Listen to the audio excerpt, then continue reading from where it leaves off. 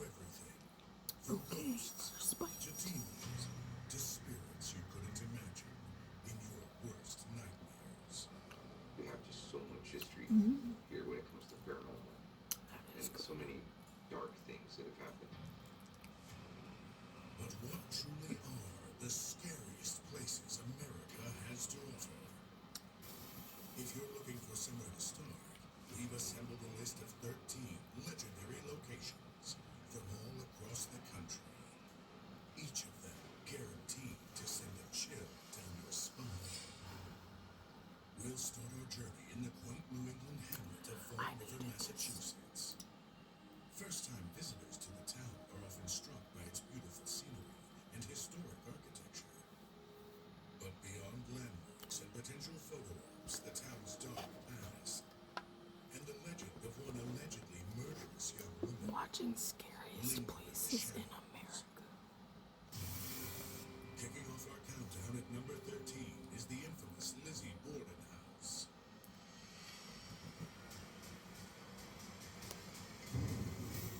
The Lizzie Borden house is actually one of the most infamous stories out there in history in regards to This is hauntings, good. paranormal activity.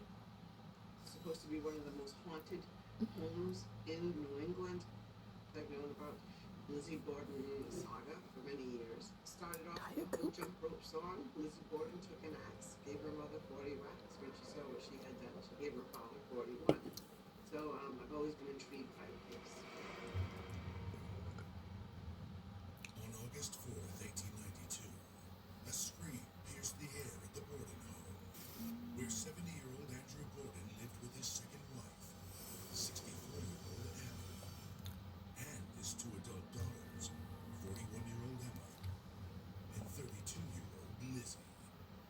On August 4th, Lizzie actually calls to her neighbor from the side of the house and says, "Come quick, something has happened in the house."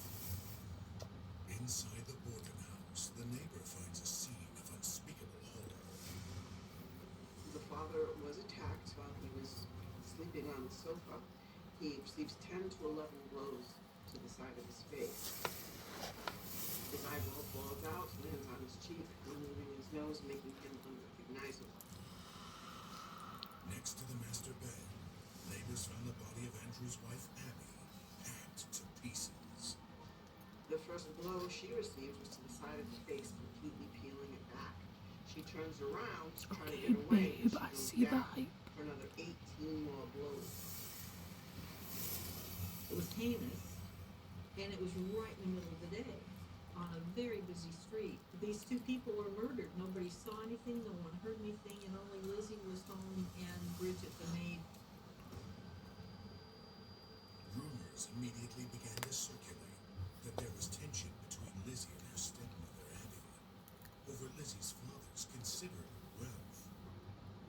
And all eyes turned to Lizzie. Babe is what Brittany calls Jordan. Can a woman, a I just socialite, always say an avid babe. churchgoer, commit such a brutal crime? I don't know.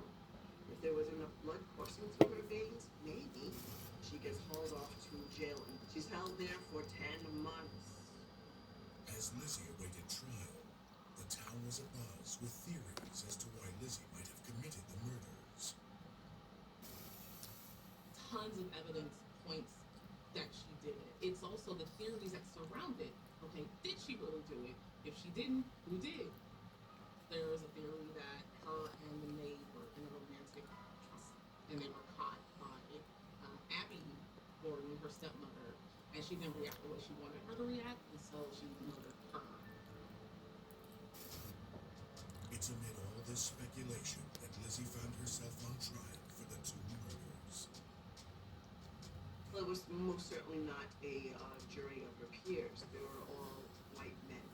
So that may have worked out to Lizzie's advantage, because how could a woman of her social status and upbringing do such a heinous crime? It's held for 13 days, and it takes the jury less than 10 minutes to come back with a non-guilty verdict. She's acquitted. Then she receives her inheritance. She buys a property. She called it Maple Palm. She was shunned by her community, and so lived well, but not accepted socially. And I know she passed of pneumonia at the age of 66. But years before Lizzie's passing, locals believed the spirits of her father and stepmother were still inhabiting the house where they met their demise. Lizzie's father and stepmother were brutally murdered. And so that would certainly leave that house, that property, in prime position for a very angry haunted. It's that reputation that has allowed the Lizzie Borden story to remain a touchstone of American horror history for more than a century. Spawning both a successful movie and TV series starring Christina Ricci as Lizzie. And since 1995, the Lizzie Borden House has been a fully operational bed and breakfast. One that doesn't shy away from its infamous past. There's a lot of paranormal activity, and when people stay overnight, well, sometimes I find them in the parking lot sleeping in their car. I've had people can't make it to the whole floor; they're just too frightened. One day I was in the Bridget Sullivan room, and there are 3 pictures on the floor leaning up against a trunk.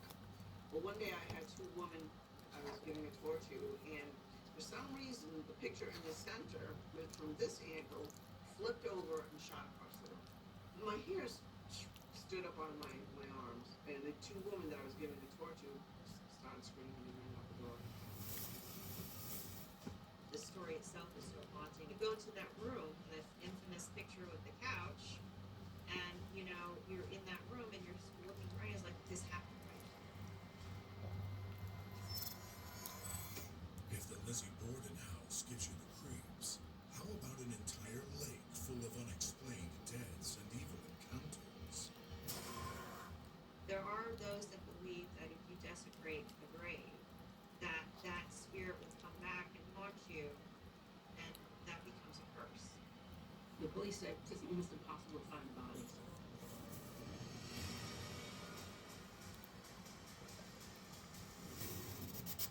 To visit the 12 scariest places in America, you'll need to make the trip down to North Georgia, to a lake that's recently become one of the deadliest locales in the country. And is the setting of a soon released horror series. It's Lake Lanier, a man-made reservoir created in the 50s and designed to supply water to the city of Atlanta.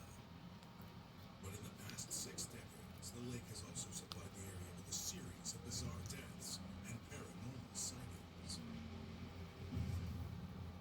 Lake Lanier is in northern Georgia. It's a beautiful lake. It's massive. You can go there for the day, you know, renting boats and jet skiing and whatever you want. It's a very active lake. I don't think it was always like a paranormal hotspot, but recently people have started to figure out that something's not quite right at Lake Lanier. Like so many scary places, Lake Lanier's history is built on the sordid story of death and injustice. There was a city called See Austin y'all tomorrow. that was prospering in the early 1900s. It was predominantly African Americans.